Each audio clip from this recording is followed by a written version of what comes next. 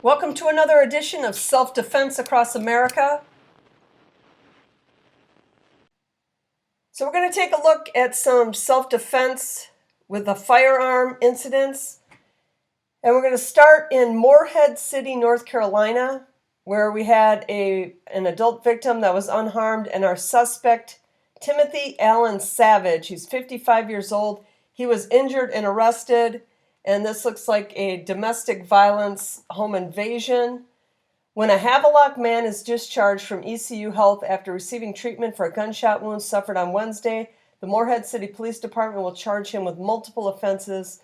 55-year-old Timothy Allen Savage of Havelock was shot by the homeowner after he broke into his home on South 28th Street on Wednesday while armed. When the Morehead City Police Department arrived at the house just after 3 p.m. in response to a report of gunfire, Mr. Savage had already left the area in the victim's vehicle. At the intersection of Highway 70 and 35th Street South, next to the North Carolina Division of Marine Fisheries headquarters, officers conducted a traffic stop on the vehicle Mr. Savage was driving and issued a warning that the area should be placed on lockdown as a precaution. Mr. Savage was apprehended without more incident, and Morehead City Fire EMS began administering first aid while transporting him to the hospital. Upon his release, Mr. Savage will be charged with felony breaking and entering to terrorize, felony larceny of a motor vehicle, and misdemeanor domestic criminal trespass. North Carolina probation and parole officers will also charge him with breaching the terms of his probation. The homeowner will not face charges for acting in self-defense.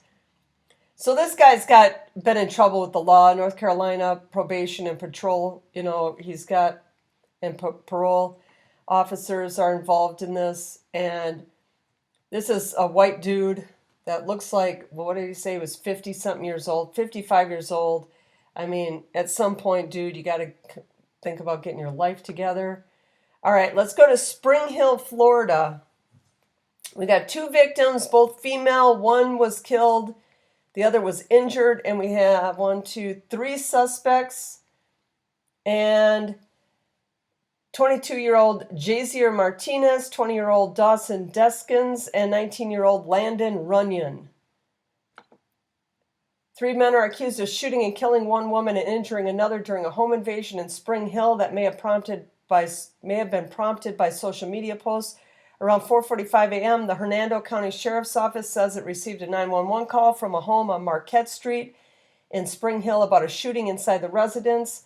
Deputies arriving on the scene say they found 2 women suffering from gunshot wounds. One woman was pronounced dead at the scene by Hernando County Fire and Rescue. And this picture is the 3 white guys, well, the middle guy might be Hispanic, that did this. The second gunshot victim had been shot in the legs, and first responders say they immediately began life-saving measures and then took her to an area hospital. According to Hernando County Sheriff Al Ninehus, there was 1 other adult and 3 children under the age of 10 in the home at the time of the shooting. It was a pretty horrific event, he said. The sheriff said that the woman who ended up dead had been engaging in a sexual act with a man, later identified as 22-year-old suspect Jazier Martinez. He said law enforcement officers later learned that the sexual act was prearranged and in exchange for money. Okay, so they called this a home invasion, but he was invited in. The sheriff says the pair got into an altercation that escalated quickly. He added that Martinez was trying to rob the woman, and during the fight, the second shooting victim and a family member forced their way into the woman's bedroom. At the same time, 2 other men, whom law enforcement have identified as 20-year-old Dawson Deskins and 19-year-old Landen Runyon, forced their way into the home and ultimately into the bedroom. The sheriff says Deskins and Runyon were friends with Martinez, and all 3 had arrived at the home in a white SUV. The sheriff said 2 victims fought back, and the woman who eventually died grabbed a gun. The sheriff stated that Martinez may have had a gun, but at least one or both of the other men who forced their way inside the home were armed. According to the sheriff, the suspects and victim fired shots at each other. He went on to state that Runyon was shot in the face by the victim who ended up dying. The detective said he was almost unrecognizable because of the swelling. According to the HCSO, Deskins had fled the state and went to a family member's home in Kentucky. When he got to the relative's home, the sheriff said the family member took him to the hospital because he had been shot in the stomach. The sheriff added that most home invasions are not random, and this one is not an exception. He said one of the suspects told detectives that the victim was targeted because of some social media posts. And this picture of all this money, this is the social media post that this girl posted. I mean, just stupid. I don't know if she thinks she's a rapper or what, gangster, I don't know. The posts that the sheriff said he believes may have led to the home invasion include photos of large sums of money. Individuals need to know that what they put on social media can attract criminal activity, particularly when they're involved in high-risk lifestyles like this, or involved in drugs or gambling. They're going to attract a criminal element, and it's going to result in violence. Martinez has been charged with principal to first-degree murder, principal to attempted murder in the first degree, and possession and discharge of a firearm causing great bodily harm. Deskins is being charged with first-degree murder, attempted first-degree murder, and shooting at or within or into a building. Runyon is being charged with first-degree murder, attempted first-degree murder, and shooting at or within or into a building. The home invasion is still under investigation. So this girl thinks she's being cool, posts a picture of her holding this big stack of money, which half of it probably is fake in the middle are all ones. And that leads to these guys setting up some kind of, illicit kind of activity with this girl that leads to them trying to rob her and 2 people getting shot. And one ends up getting killed in the whole thing, and these 3 guys are going to end up in jail because this girl thought she was cool and posts this picture of a stack of money, and they were trying to take it from her. Okay, on to Shreveport, Louisiana, where we have an adult male victim unharmed, another home invasion. Adult male victim or suspect was injured, and this is a lot of home invasions. A man is recovering Wednesday morning after police say he was shot when he broke into a Highland neighborhood home. It happened shortly after 1 a.m. Police on the scene said that it appears it was a domestic home invasion. They say an ex-boyfriend who was armed with a knife and a bat briefly got inside. Police say that's when a man in the home shot the intruder in the leg.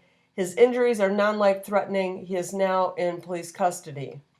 Not as exciting as the last one, but basically this guy breaks into his ex-girlfriend's house and gets shot by the homeowner, gets shot in the leg by a homeowner. All right, let's go to Philly, where we got our suspect was a 32-year-old man, and he was injured, and this is, again, another home invasion. Man shot after forcing his way into a house. Okay, this is just a Twitter post. At approximately 7 a.m., adult male shot in the hip by a homeowner after attempting to force entry into the home. Male scooped to the hospital by police. So that's something they do a lot in Philly. Philly, the police, they save a lot of lives because they just grab these people that have been shot and they throw them in the back of the squad car and they just drive them straight to the hospital. They don't even wait for EMS to show up. So that's the Philly one. And it was interesting in that the incident one back where they were saying that most home invasions are targeted. And I guess that makes sense, but I didn't realize that till I read that most of them are targeted incidents of people, knowing them. And when you read through them, sometimes you can kind of tell that, but that's actually kind of good information to know. Let's go on to Tucson, Arizona, where we had 2 adult male victims that were unharmed.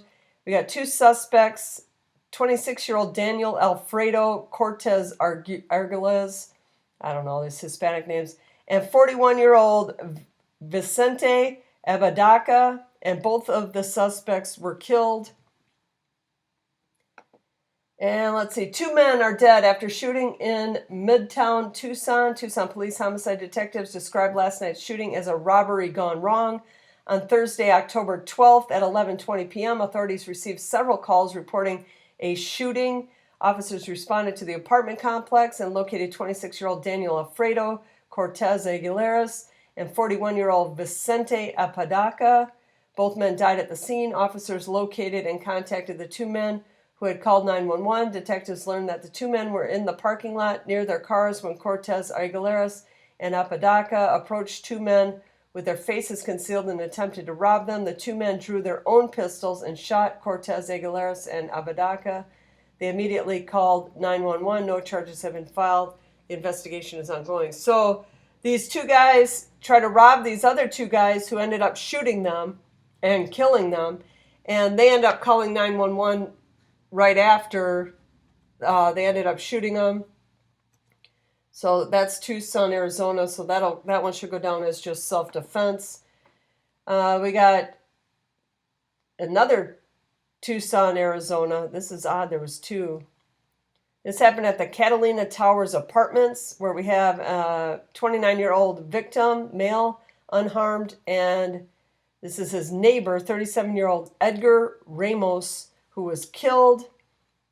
Let's see what these guys were up to. A 37-year-old man was shot to death Thursday night after he pulled a sharp-edged weapon on a neighbor from the Midtown apartment complex. This is the same apartment, or same area anyway.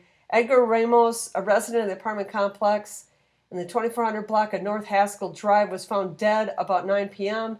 by Tucson police after responding to reports of a shooting. Based off initial interviews, detectives believe Ramos confronted another resident of the complex at some point producing a sharp-edged weapon. Police say he had then continued towards another residence, a 29-year-old man whose name was not released, who had a gun and shot Ramos. The resident who shot Ramos contacted the authorities. The findings of the investigation will be presented to the Pima County's Attorney's Office once complete. So that was 2400 block of North Haskell.